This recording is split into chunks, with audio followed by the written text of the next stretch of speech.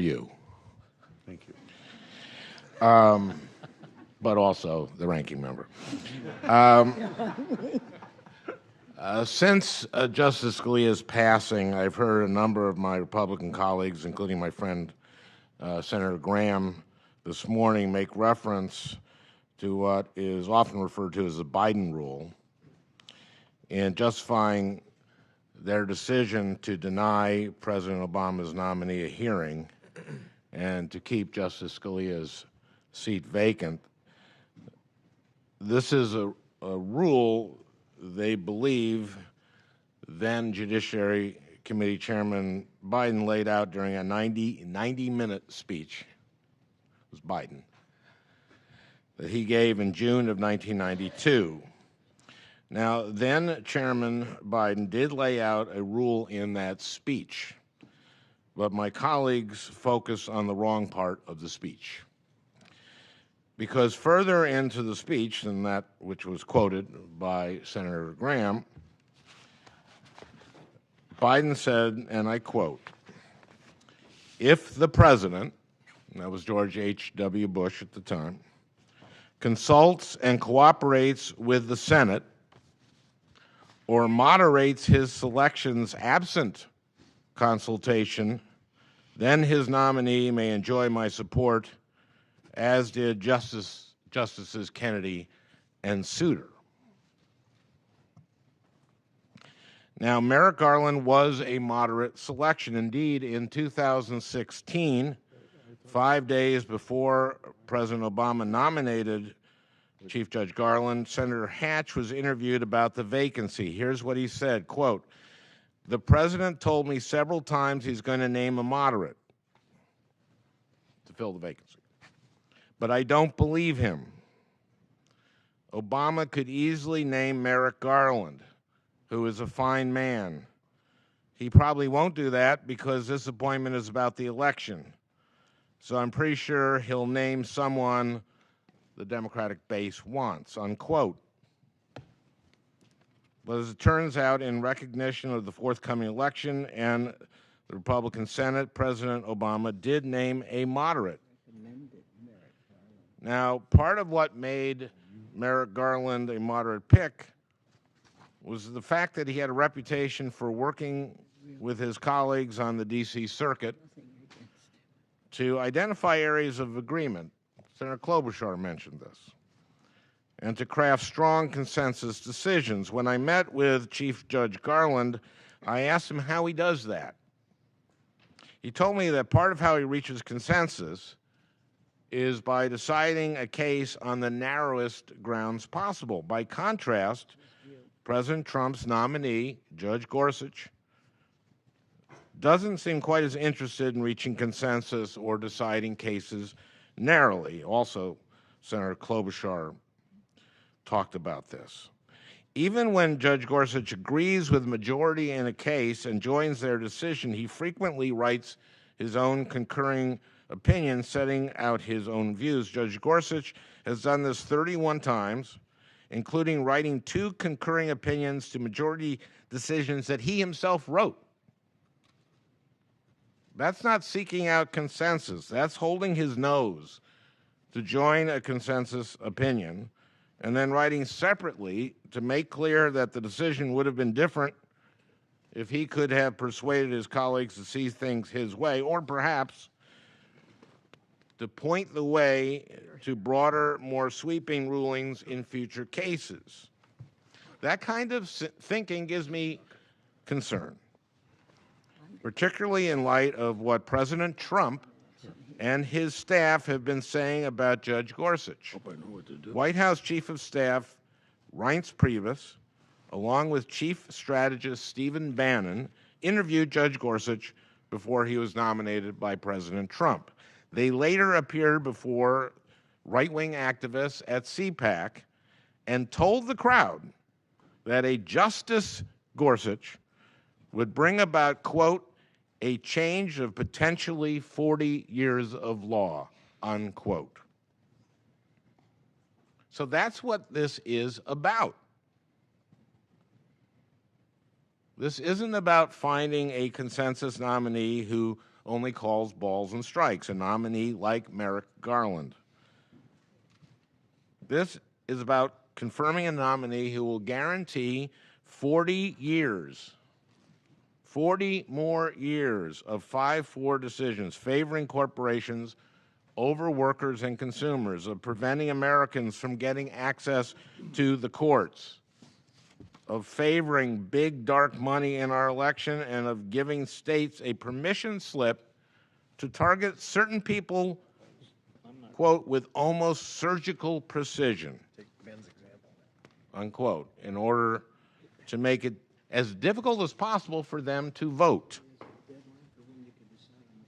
Now, Judge Gorsuch took great pains to paint himself as a mainstream nominee. He said that the 10th Circuit ruled unanimously 97% of the time that he was in the majority, 99% of the time. That's about right. It was actually a little less, but doesn't matter. But that's not unusual. It doesn't really provide any insight into his approach of being a judge. After all, courts of appeals are required to follow Supreme Court precedent, and the vast majority of the cases all over the country in courts of appeals are decided unanimously. So while some of our colleagues on the other side accuse Democrats of cherry picking when we talked about certain cases where Judge Gorsuch wrote separate concurring opinions or where he dissented, those writings offer the clearest window into his judicial philosophy. Those are the cases that show us how Judge Gorsuch really thinks, and I'm afraid that these cases only underscore a disturbing pattern of siding with corporate interests against everyday Americans. I was particularly struck by Judge Gorsuch's dissent in Trans Am trucking, because in that case he seemed to bend himself into a pretzel in order to side with a trucking company against a truck driver. Now, you've all heard the story. Senator Feinstein described it again today and what the situation the driver was in. But I just want to review the two choices that the truck driver was given by the trucking company, presented by his boss, after he had waited 3 hours in 14 below temperature in a cab that had no heat. He had fallen asleep at one point, only to be woken by a phone call from his cousin, thank God. His cousin reported later that he sounded woozy, and he wasn't tracking, that his torso hurt, he couldn't feel his feet, he had trouble breathing. All of these are signs of hypothermia, according to the Mayo Clinic. His boss, after 3 hours, gives him two choices. He can wait there with the trailer and his cab. The trailer has his load, and its brakes are frozen, literally frozen. He can wait there, maybe freeze to death, or he can go on the interstate at 2 in the morning with frozen brakes. The fastest you can go then is maybe 15 miles per hour.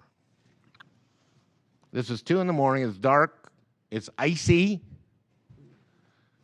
People are traveling on an interstate 80, 85 miles an hour this time of night.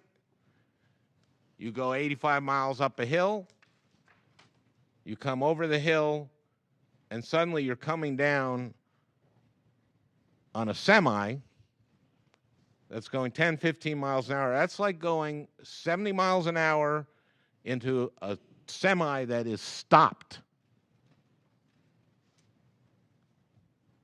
That's his second option. Instead, Madden does what any of us here would do. He unhitched the cab and drove it down the road to get warm. And after he warmed up, he came back. But he was fired.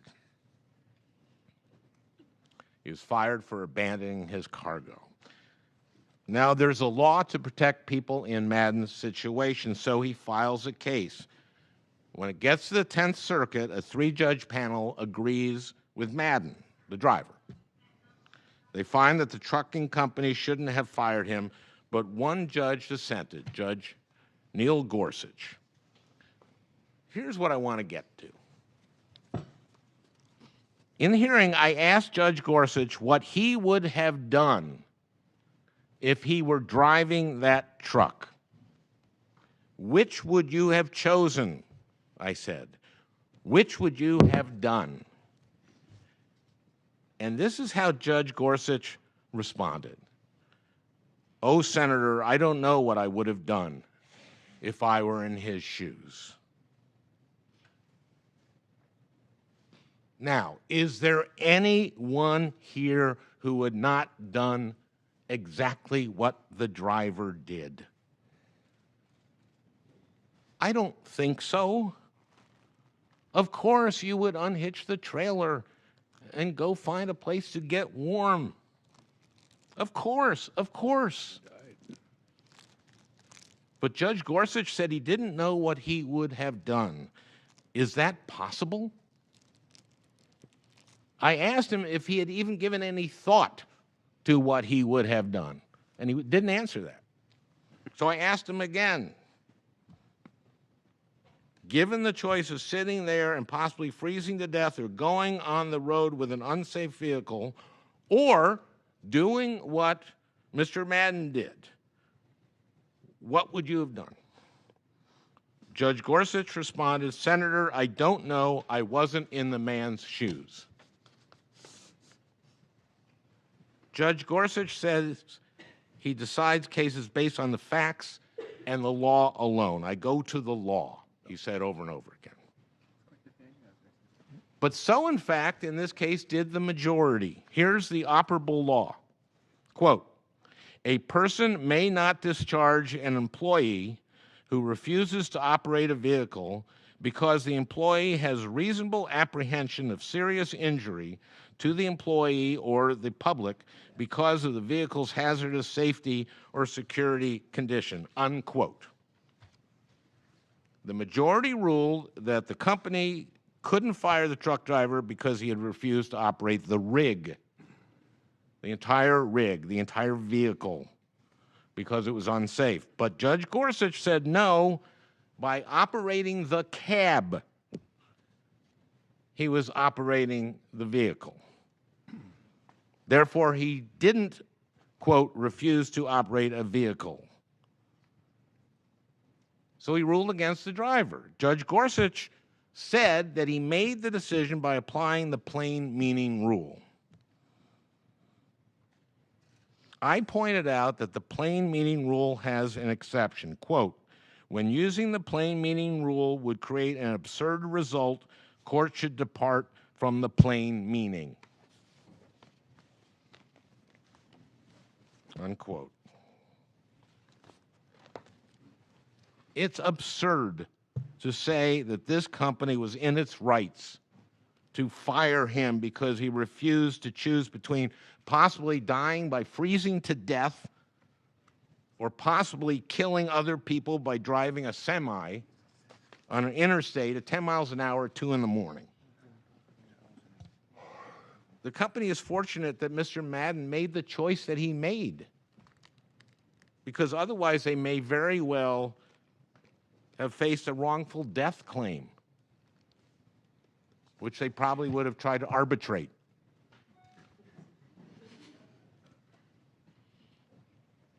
Now, everyone knows what Judge Gorsuch would have done in Alphonse Madden's situation. Everyone here in this room knows if Judge Gorsuch would have given an honest answer, he would have said that he would have done exactly what the driver did. Can I read it? Judge Gorsuch just didn't want to admit it. That's because there was no good answer to the question in the hearing. If Judge Gorsuch had said that he'd do the very same thing as Mr. Madden had done, that would make his dissent look every bit as absurd as it was. But if he had said, I would have done what the company told me to do, that would have told us that he has really bad judgment. Of course, he knew what he would have done. I defy any of my colleagues to come to me after this and say to me, he didn't know what he would have done. He just wasn't being honest.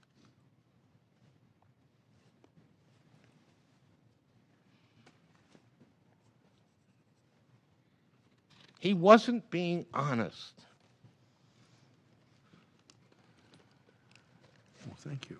Frankly, there were a lot of questions Judge Gorsuch didn't answer in response to questions about precedent, about his judicial philosophy, and even about bedrock constitutional principles. Judge Gorsuch dodged, deflected, and obfuscated. His responses to Democratic members of this committee were cagey and evasive.